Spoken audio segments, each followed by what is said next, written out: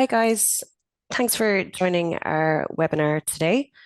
This is actually one we've been meaning to do for a little while now. It's HR for non-HR professionals. So today this is going to be run by Julian. He's our head of HR Australia, and myself. I'm HR solution specialist. This session is going to be mainly targeted to SME owners, administrators, and managers who are tasked with HR responsibilities despite not really having a background in HR. You're not alone there. Many people find themselves in this situation. So we've created this HR Essentials webinar to demystify HR and just to help non-HR folks navigate the fundamentals of human resources. Just a couple of admin pieces I just wanted to cover before we kick off. Today's session is going to be recorded. Recording will be available afterwards on the MyHR website, maybe next week or the week after. Any questions are going to be recorded as well and will be available afterwards.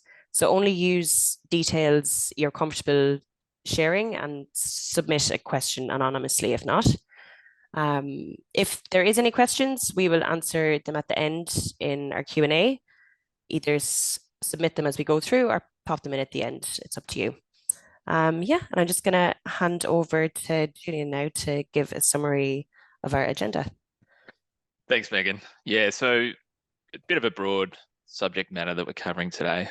Really sort of starting with, generally speaking, what the role of HR is, because I think it's one of those things that is a little bit misunderstood, and sort of obviously there's a sort of broad range of functions and that sort of thing. And then from there, we'll sort of look at, in a bit more detail, those various functions. So like recruitment and onboarding, looking at sort of how to attract, and then sort of those initial stages around retention when we're sort of bringing on new employees. Employment law, employee relations is an important part of the HR function, particularly in Australia. It's very sort of robust and at times complex set of rules and regulations. That's important for not just HR people to be across, but certainly business people more generally to be across and aware of. Employment relations, retention, development is a really core sort of function of HR, and looking at some how employers can really look at that and how to sort of think about that a little bit differently. Of course, at times things can get a little bit hairy, and so dealing with difficult employees, difficult employment situations, and ultimately the offboarding of employees and just some sort of key things to be aware of around those matters. And then health, safety, and well-being is an increasingly important part of the HR function, but then also sort of broader business functions, particularly for our sort of client base, who are those sort of SMEs who, generally speaking, wouldn't have that sort of internal HR resource. And it's really looking at, what are the things to be increasingly aware of, and increasingly it's those sort of psychosocial aspects of health and safety as people sort of moving towards the sort of services sector and professional employment settings. It's sort of away from the sort of what we traditionally think around health and safety, and sort of thinking more around things like burnout, bullying and harassment, and all those sorts of stuff. And look, and at the end, we've of course we have some time for questions and the like as well. Perfect. Julian, I guess just to start off, what is HR? Yeah, it's a common question, Megan. Yeah, and I think it's a really misunderstood aspect of businesses, generally speaking. Because I think for the most part, a lot of people sort of their day-to-day duties sort of aren't necessarily intimately involved with the dealings of HR. But yeah, look, it's really sort of broad range of functions. I mean, fundamentally, it's about that sort of balancing between the employer and the employee's needs. And these at times can be quite different, and we've seen that historically, certainly sort of traditionally. the way that work has been seen as it's sort of labor versus capital. And it's sort of really sort of taken a great length of time to sort of get to this point where, it's sort of looking at work differently and really sort of around managing a company's human capital towards the achievement of its objectives. So it's really sort of dealing with, generally speaking, the role of HR is sort of, dealing with changes as they impact people. It's sort of that recruitment, it's that sort of company culture, it's employee performance. It's all those things that that sort of human aspect around the company's ultimate objectives, and sort of getting those aligned with, getting the employees' objectives aligned with, what the company wants to do, but not just what the company wants to do. It's also engaging employees around, what direction should the company be heading in. And so these days it's very much sort of implementing policies and procedures around employee development, well-being, engaging with employees, or engagement of employees rather. And certainly compliance is a really key part of HR, particularly in a country like Australia.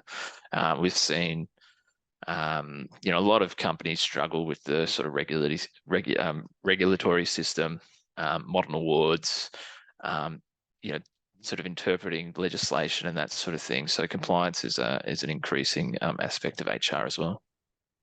Okay.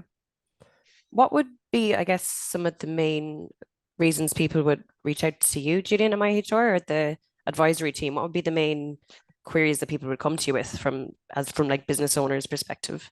Yeah, it's a good question. I mean, really, it's sort of the entire sort of range of HR queries. Really, it's the entire sort of employee life cycle.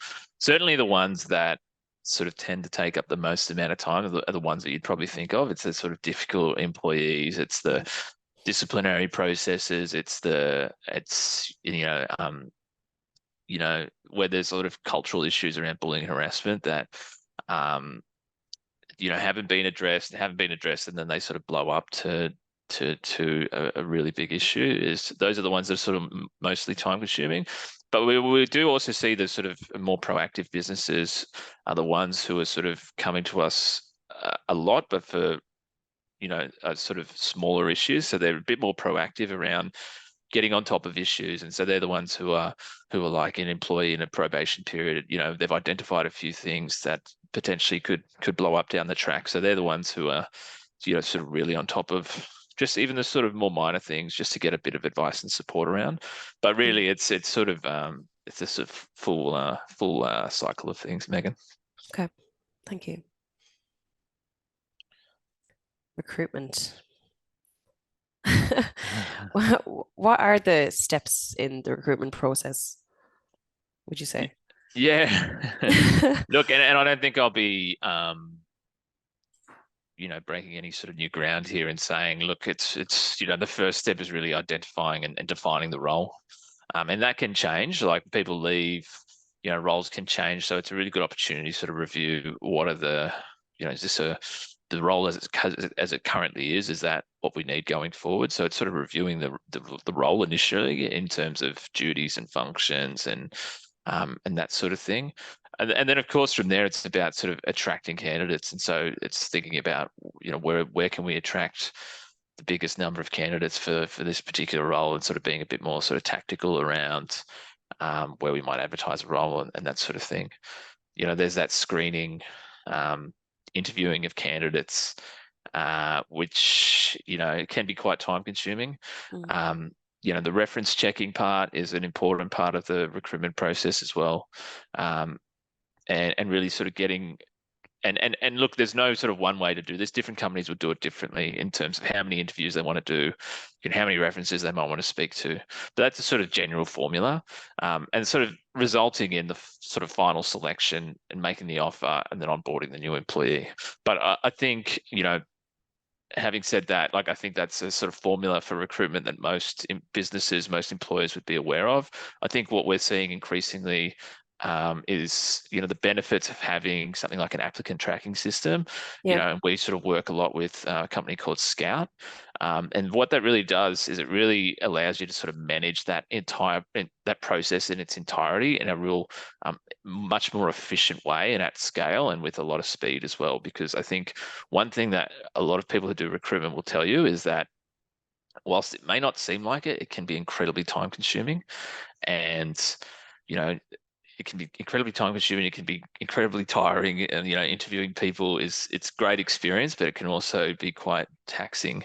And so having a way to sort of do that better and a lot more efficient is really beneficial to a lot of employers. So I'd suggest, if anyone who's doing sort of recruitment at scale to check out something like Scout for sure. Okay. Sweet. So Julian, let's say then you make an offer, you brought someone into the business. I speak to a lot of businesses who don't necessarily have any onboarding process whatsoever, Mhm. or if they do, it's a just sign this policy and then you're good to go. What are the consequences of not doing like a proper onboarding process for new employees, would you say? Look, I think the consequences are huge, and I'm with you. I meet with a lot of our new clients who are coming on board, and I'm surprised how many. Like I asked them about their sort of current onboarding process and what's involved in that, and so many it's either they don't have anything really, or they just sort of make it up as they go along, or they've just got like an old Word document that was put together a decade ago, and they're sort of still using that. Mm, Um, I think onboarding, and look, and I've noticed myself throughout my career, is the difference between coming on board with a company that has everything in place and you can see that they've put the effort in, and you can see exactly what you need to do in your first sort of 2 to 4 weeks, and then beyond to actually achieve what you need to in a role versus those companies where it's like you rock up on the first day and you're sort of like, um, and it's just confusion. It's like it's just chaos, and no one seems to know what's going on. yeah. I mean, it's sort of. I mean, what are the benefits? I mean, it's getting. Firstly, it's getting the employee up to speed faster. So, Oh and that's yeah. really what you want. You want that sort of efficiency. You want to get them to where they need to get. Um, I think, as I said, there's that sort of higher engagement and job satisfaction from the employee because they can see that the employer really actually cares about them and really wants them to be successful. Yeah. Definitely, the studies show there's better retention rates. I think it's something like, it's significantly higher. There's for companies who do have a dedicated onboarding process. Um, Importantly as well, it sort of teaches people about company cultures and its goals and that sort of thing. And so for a company like ours, Megan, you'd see like, company values, what the business objectives are. And it's a really good opportunity to, convey that to new employees so they're on the sort of same page Yeah. as everyone else. I suppose, we've also seen it with our own sort of client base. We've recently had a sort of digital onboarding module added to our platform, and I think we've seen great results, wouldn't you say? Yeah, 100%. I think it's good. It kind of shows that the business cares about their employees as well, rather than someone coming in their first day, not knowing who to speak to, not knowing who to ask about a certain thing, mightn't even have a laptop on the first day. Yeah, I think it does make a difference. and it definitely takes the stress out from everyone. I know myself, like having onboarded employees as well. It's sort of you get to that first day, it's like, oh, where's this or where's that or who do I Yeah, need to speak to? And I think like with that module, you can basically create a template, and then from there, like the platform sort of does the work for you in terms of yeah, reminding you what, oh, I need to get these documents from the employee, or oh yeah, I need to set up time, you know, with the team to introduce the person. Oh, we need to set up like a welcome lunch, or that person needs to get the laptop together. It's all that sort of stuff. It really sort of takes the the a lot of the work out of it. yeah. It takes the stress away for everyone, really, doesn't it? Because it takes away from the manager and for the employee in question, and just a lot of the workload. Yeah, totally. And I think the investment's huge in terms of, as I said, like retention of staff, and recruitment's a huge cost that people don't think about a lot. It Yeah, takes, a lot of the time you're without a resource for a while. It takes a lot of time of the manager. There's that whole time where the employees in that induction where they're sort of ramping up to full capacity. So there's a huge cost involved. okay, great. Okay, employment law. I actually have a question about employment law in Australia, Julian. Does every state have different employment laws, would you say? Uh, Not necessarily. Like for the most part now, it's a federal system. Yeah. So I think in the past, for most of Australia's history, different states had different regulatory systems. Hmm. But for the most part now, it's a federal system with a few exceptions, like some businesses in WA, like sole traders and that sort of thing, fall under the Western Australian legislation over there. Okay. But for the most part now, it's a pretty federalized system. And again, there's like some different states have different like laws around discrimination and workers' comp and all that sort of stuff. But for the most part, it's a federal system, which makes it a lot easier to manage because a lot of businesses do have staff across you know various states. So you want to have as much certainty around that as possible. Yeah. And yeah, so it's the Fair Work Act for the most part is the primary piece of legislation. Yeah. Um, and so that sort of triangle on the right hand side is sort of meant to sort of summarize it somewhat in terms of those the law and how it's meant to work, and you've got the sort of Fair Work Act, and primarily like the national employment standards. They sort of set the minimum entitlements for most employees, if not all employees across the country. And so that's stuff like your 4 weeks of annual leave, your 10 days of sick leave, family domestic violence leave, Hmm. notice of termination, all that sort of stuff. And then on top of that, you've got your modern awards, which have an additional set of minimum entitlements. And so different awards apply depending on the industry and the occupation of the employee. And they'll have entitlements around like overtime and penalty rates and hours of work and leave loading and all that sort of stuff. And then employers increasingly are putting in place contracts and policies and procedures to set additional conditions around work in terms of contractual terms. So it might be things like intellectual property and confidential Hmm. information and that sort of thing, and above award terms and conditions, and then policies around managing, say, performance and conduct and entitlements in the workplace. So um, that sort of triangle is sort of how we tend to think about it um, in terms of those sort of minimum entitlements. Yeah. Would people come to you with many questions on like those awards and like how to interpret them, would you find as a query? Yeah, a lot. A Yeah. lot of Because people I guess there's a lot struggle. there. There's a lot there, and Yeah. it's a lot of the terms are really out of date, and Okay. they're sort of taken from like a much more of an industrial period in our history, and trying to apply them in the 21st century can be quite challenging. A lot of Yeah. people, anyone who's sort of read an award will see that, there's allowances and stuff, and you sort of read it and you go, well, that doesn't really make a lot of sense in this day and age, and it does create a lot of confusion. But the issue is if you're not complying, you're going to be held to that. And Yeah. in terms of the Fair Work um, Ombudsman can issue penalties for non-compliance, having to back pay employee entitlements.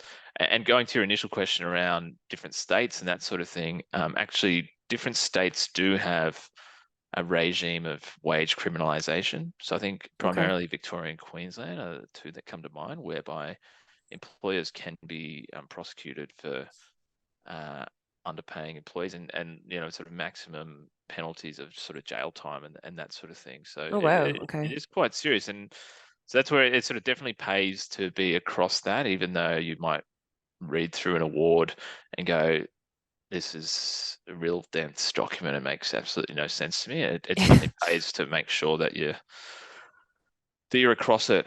And then you've got your sort of your broader employee protections, so things like unfair dismissal. So um, most employees will be protected from unfair dismissal, and so it's sort of, what does that mean?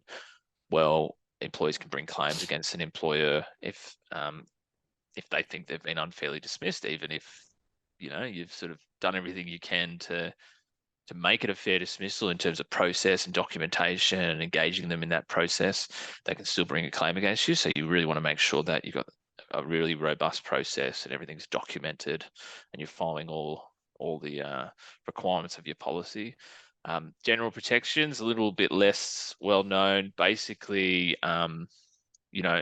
employees have protections against employers taking action against them for exercising a workplace right. So that might be sort of raising a complaint within the workplace. So you can't sack someone for, raising a bullying complaint or making a workers' comp claim or using a workplace entitlement such as sick leave.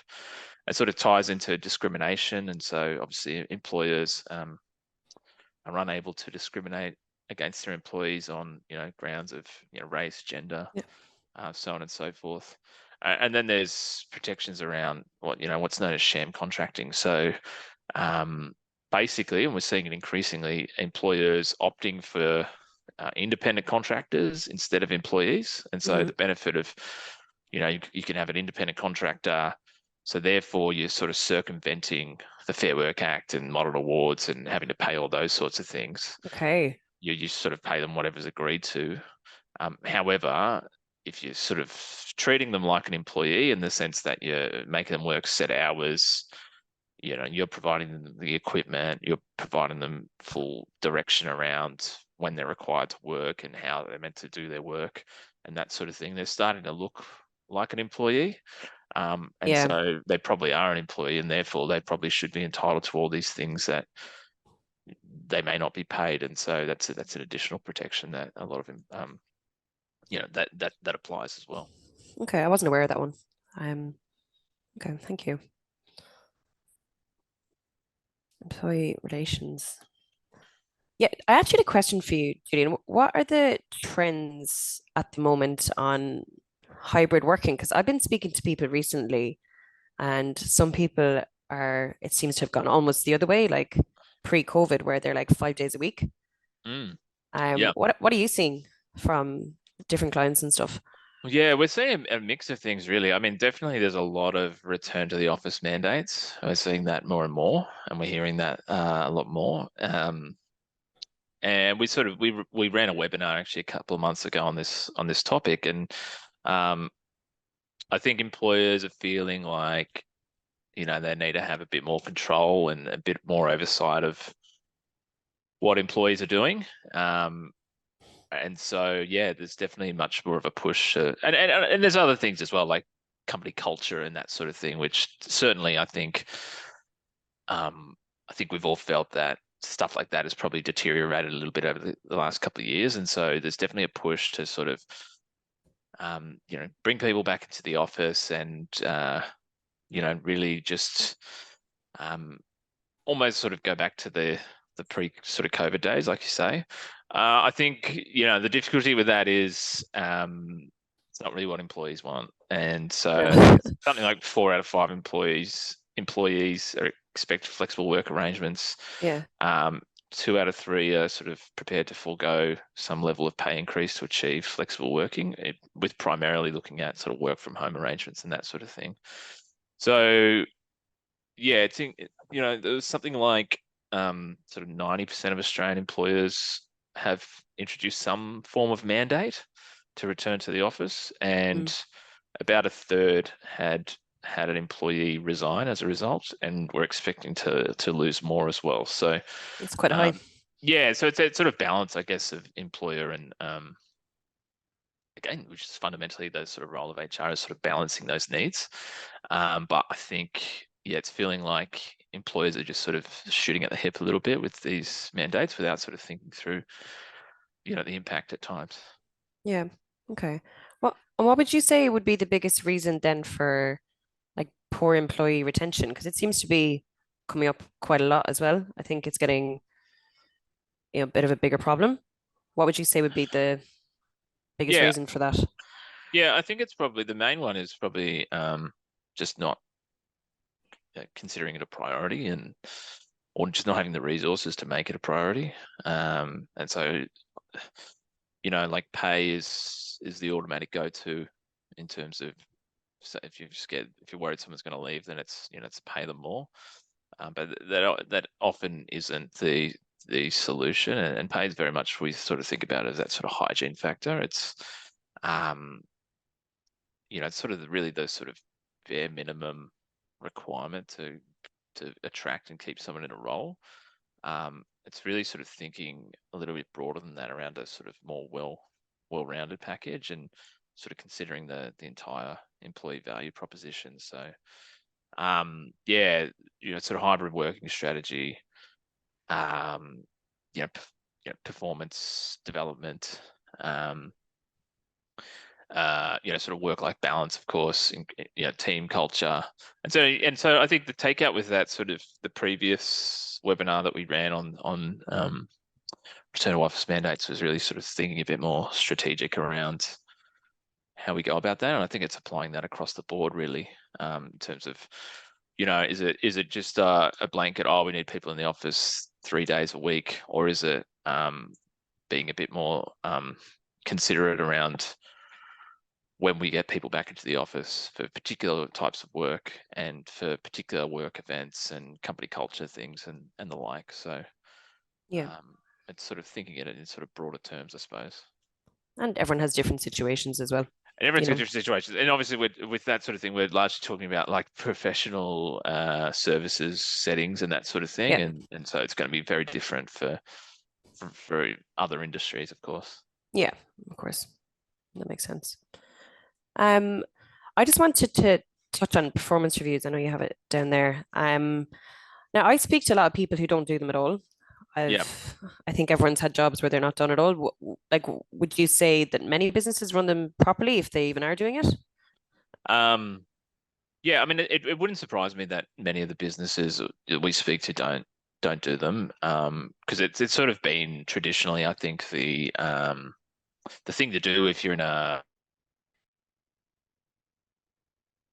sort of larger corporate, maybe like a multinational or something like that, where there's an HR team sort of facilitating the process. So yeah, it doesn't surprise me. I think that's it. It's a lot of businesses aren't doing them. Don't see value in doing them. A lot of the time, it's sort of used as a tool to review past performance rather than, I mean, really the intention should be around, the employees' development and looking at opportunities for them to develop in their career. Yeah. And a lot of the time they're just used for pay increases and that sort of thing, which can be a bit, I think we find misleading, or not misleading, but it's sort of misuse of it's really, you really want the employee focused on performance and development and that sort of thing, rather than sort of getting, letting pay hijack things. So yeah. Again, we've recently made some improvements with our platform as well, and I think the thing around that is really just trying to make it an easy process, because I think that's part of the issue, is that it can be a very difficult daunting. process. It's daunting, yeah, because you sort of, you're meeting with your direct report. You may not be quite sure what you want to say. You may not be sure what they want to come at you with. I mean, really, we try to just make it as easy as possible in terms of just, having templates and a platform to set those expectations, and then sort of let that run it, and then coaching the manager on how best to have those conversations. So but yeah, you're right, it can be daunting. I guess at least if you have a template, it's kind of easier for you to go, okay, well, how did I do this month, and then you're able to just write however you felt you did, and then your manager can do the same. And and I think from our point of view, I think the real benefit is in having the conversation, right? It's sort of like dedicating the time and making the investment in the employee to say, look, we actually care about you and your input and where you're going in your career, and we want you to see that we're making that effort. And in turn, it's more likely that the employee will correspond in terms of their efforts. Yeah, especially people who want to, progress and advance and move up to the next level in their careers. I think it's good to feel that, they're going the right direction. And same for the business owners, managers themselves, just to see that, just to have that conversation, because day to day you can forget about those things, I feel. Yes, easily. You can get caught up in so many other things. Yeah, and rather than a performance review meeting becoming a literally like a checklist meeting. You know, when they set it some time in and you don't even talk about anything like that Yeah. sometimes. Yeah. No, yeah, I think that's definitely really important. Difficult employees. Do you know what? I speak to a lot of people who do find it very stressful dealing with difficult employees. There's so Yep. many different situations that people have to navigate, and especially business owners. Yeah, Um, totally. with everything else going on, I guess. Why do you think that is the case? That people find it so stressful to deal with them? Um, I think it's a combination of things. It's definitely, the time investment, and having to deal with so many other things. It's definitely, I think dealing with conflict, or potential conflict is inherently stressful. And then there's like a lot of things that are unknown, and it's like I even know myself having sort of managed um, people in the past and dealing with some difficult situations, even as like an HR professional. There's so many times where I'd second guess myself and just be like, am I doing the right thing here, or am I approaching this right? And just, yeah. So I think often we find where we help our clients with this sort of thing is just being that, second point of view and just confirming that they are, you know, doing the right thing in terms of, that person really isn't performing. And if you don't do something about it, then the ultimate impact could be a lot bigger than what it currently is. So it's definitely worth jumping onto it now. Yeah, 100%. And how should business owners and managers, how should they prepare for, if a difficult situation or this difficult employee arises? How would you say is the best way to prepare for that? Well, the best way to prepare is being prepared for someone. Yeah, no, no, no. Look, the best way to prepare is just being aware that it there's a potential that it could come about. So, Yeah, I think we can all say, for the most part, when we've hired people or worked with other people, is um, most people are really great and come on board and have the right intentions and want to work with the business and their colleagues and are really there to are really there for all the right reasons. But we should also be prepared that that may change at some point, or that we may have made a mistake in our hiring practices and just hired the wrong person, whether it be they're not the right fit or whatever else it might be. So I think we encourage our clients to really to use the probationary period effectively when they're engaging employees. So really use that time, that sort of onboarding module, really set expectations around company culture, performance in their role, shadowing other employees so they can see what the expectations are. And if you've got any second thoughts on the person, really sort of trying to figure it out at that time, yeah, because it might be a big investment, recruitment, onboarding, and all that sort of stuff, but it definitely pays dividends, because once they're sort of past that probation, the longer someone's with the business, in my point of view, the more difficult it becomes. And so the more difficult it becomes because it's a greater time investment down the track, because it means that you need to follow a lot more processes, because there's likely going to be unfair dismissal protections and potentially other things like general protections that you need to be considerate of. So therefore, your documentation, your processes need to be that much more robust. cool. So yeah, and then from there, it's sort of understanding those real core processes around offboarding employees who aren't working out. So you've got your performance improvement processes, really using that as an opportunity to reset expectations and really being a lot more proactive around managing the employee's performance through goal setting, regular meetings, resetting expectations, as I said, training, shadowing employees, all that sort of stuff, and really being quite clear with them if they're not performing and what they need to do. There's disciplinary processes as well. So if we're dealing with performance conduct issues, ultimately it's going to get to a disciplinary process if we're going to be making that decision around termination. So understanding the risks, understanding the process, and ensuring our documentation is there as well. Yeah. And then if it's generally speaking, yeah, redundancy processes, they do come up from time to time with changes within business. As again, it's understanding those requirements like consultation with employees, understanding redeployment requirements, entitlements around redundancy and the like as well. Yeah. Just being very clear on them, I guess, throughout the entire process and the process of that. Yeah, Yeah. totally. And for the most part, where these things come unstuck, it's due to process or Yeah. lack of documentation rather than the employer wanting to do the wrong thing. Yeah. That Um, makes sense. it's really a lack of understanding, I suppose. Yeah. I think definitely for that, it's just being prepared, isn't it? It's being prepared, yeah, and yeah, I think that's the main takeout is like um, as part of being an employer. I think a country like Australia, it's being prepared that at some point you're probably going to have to deal with someone who's not working out, Yeah. or deal with a redundancy process, or deal with a performance or disciplinary process. Um, and so it's that sort of awareness.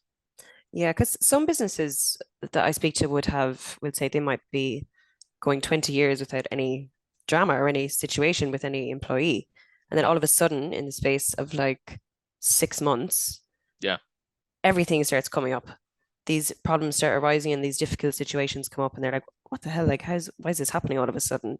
And they're not prepared, because they thought, okay, we never had to deal with it in the past, so we'll never have to yeah. deal with it in the future, but that's not really the case.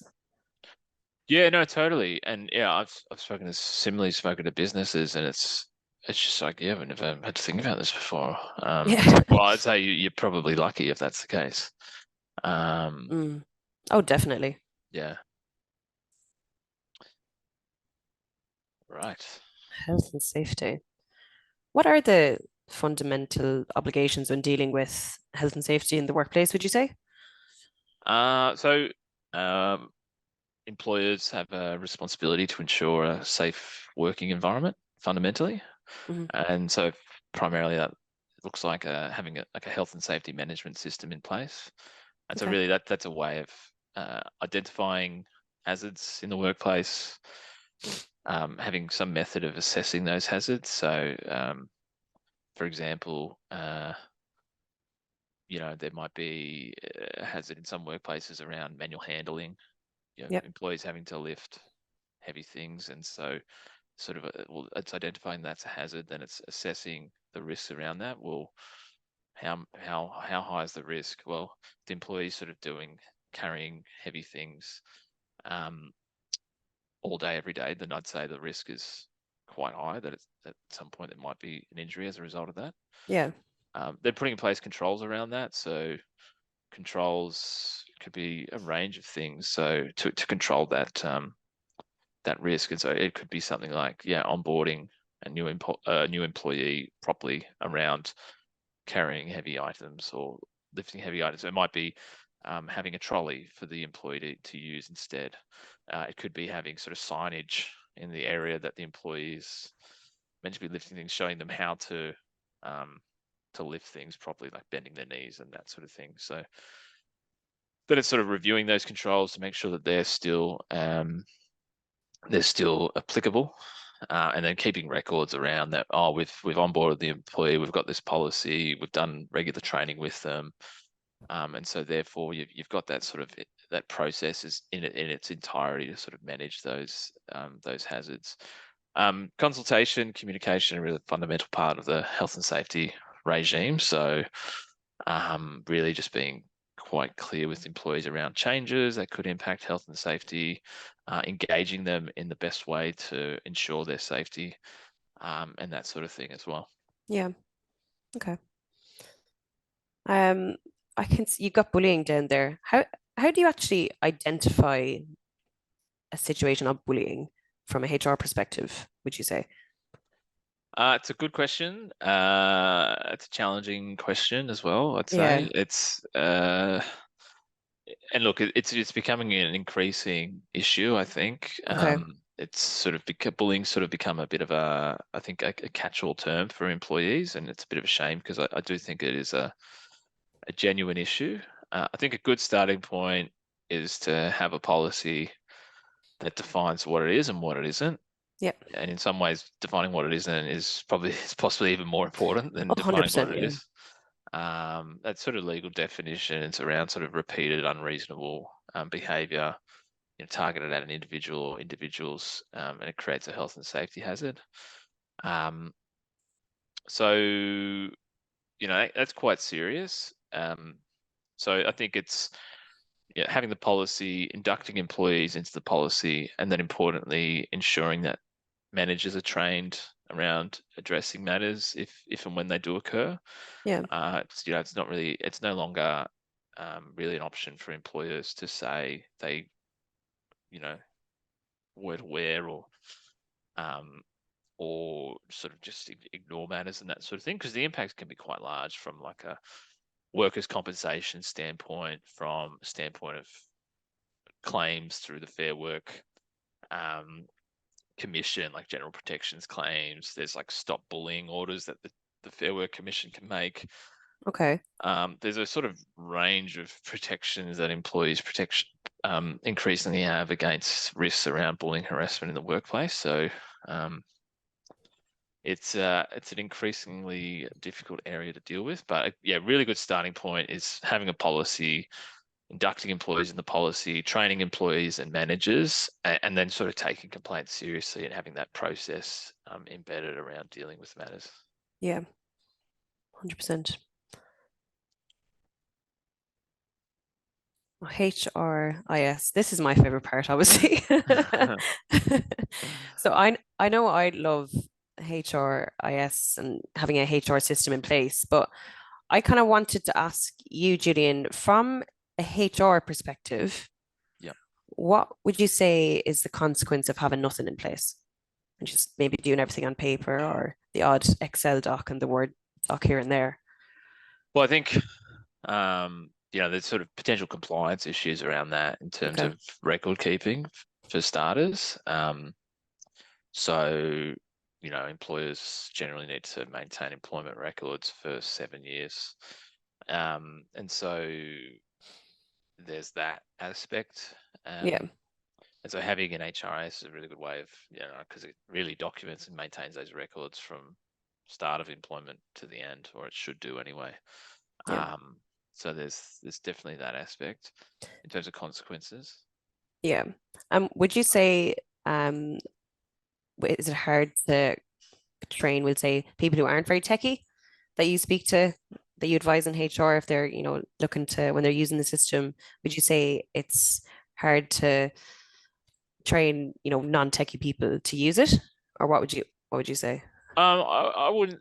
No, I'd say it's relatively straightforward, really, Yeah. in terms of how to use it, because I think for the most part, the concepts that would be within a HRIS system, like um, applying for leave or adding an employee or doing a performance review or onboarding or any of those things, are generally sort of well-known processes that an employer might have. So it should be quite simple to sort of translate that from like a Word doc or a printed document Mm.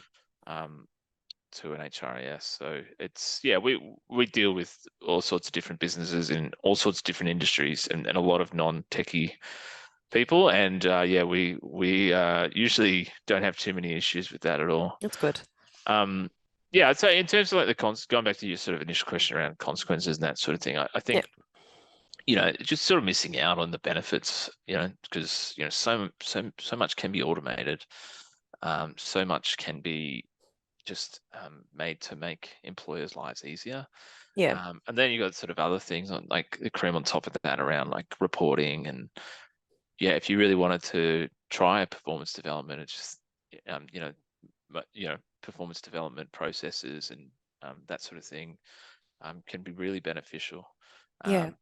I speak to a lot of businesses that still do like sort of pretty manual leave Yeah. requests and that sort of thing as well. So even that, sort of taking that from like a paper-based thing to something in a HRIS system can save a lot of time and energy. Yeah. And then there's, we have an advisory service attached to our system as well. So it enables us to have a really good view or perspective on the business and employee issues, because an employer might reach out to us and say, hey, we're having this sort of issue with this employee, can you help us out? And then we can really see, all the relevant information around their employment. So, start dates, contractual terms, they've signed the policies. We've got like a smart notes feature in our platform as well. So we encourage our clients to make notes of issues as they're occurring. And so we can sort of see that information. So it puts us in a really good position to go back to them and say, oh, based on everything that we've seen, we recommend, ABC, rather than X, Y, and Z, had we not had all that information together as well. Yeah. And they can ring you up on the phone as well, which is nice. So you're not just all doing everything on a system. Sometimes you just need to pick up the phone and get through to someone. There's nothing more frustrating than when you can't do that. Yeah, totally. If Totally. you have an issue and you're at a chatbot and you're like, oh my God, I need a human. Yeah, totally. Okay, great. I want to reach out, guys. If anyone has any questions at all, anything on HR fundamentals, please just drop them into the box. Yeah, feel free to shoot us any questions at all, guys. I think it's been a pretty good session. Yeah, thanks, Julian. Megan, and maybe we've covered everything that everyone's expecting. So I feel like this is usually when questions do appear. So I'm also okay. just